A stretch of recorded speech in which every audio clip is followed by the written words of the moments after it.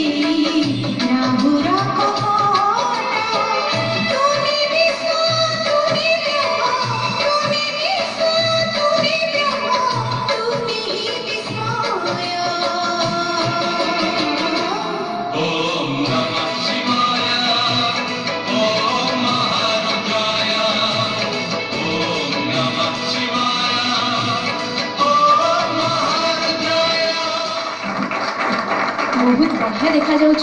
Thank you. आ तो performance भी मते बढ़िया लागला। Thank you. कितने सीरियस ही होतला, केतला हसी दउथला, केते प्रकार एक्सप्रेशन दे दउथला। Thank you. Thank you.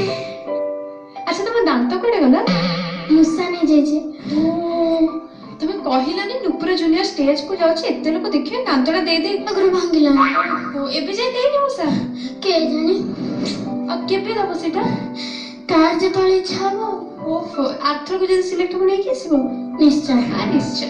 पछरे को चाहिए हम जज मान को केमते लागे छी परफॉर्मेंस आरंभ करबो। रजनीन मैडम बहुत भलो नाचिला, तमरा गीतटा पूरा टोटली डिफरेंट थिला समस्त गठु आ एक्सप्रेशन भी विभिन्न प्रकार एक्सप्रेशन तम पाखरे देखिया को मिलिला, जोटा कि गोटे आर्टिस्ट रो इम्यून क्वालिटी हबा कथा।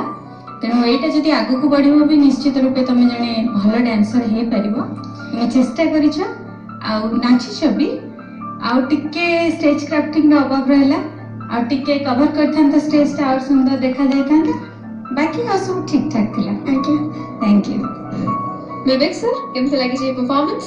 तुम डांस ओवरऑली भलो थिला, किंतु तुम जतबे फास्ट रो आसिला फुल नै के आसिला, तुम शिवम को गीत करूछ किंतु फुलटा तुम तम ऊपर पकई दिथिलो बा पछ को पकई थिलो।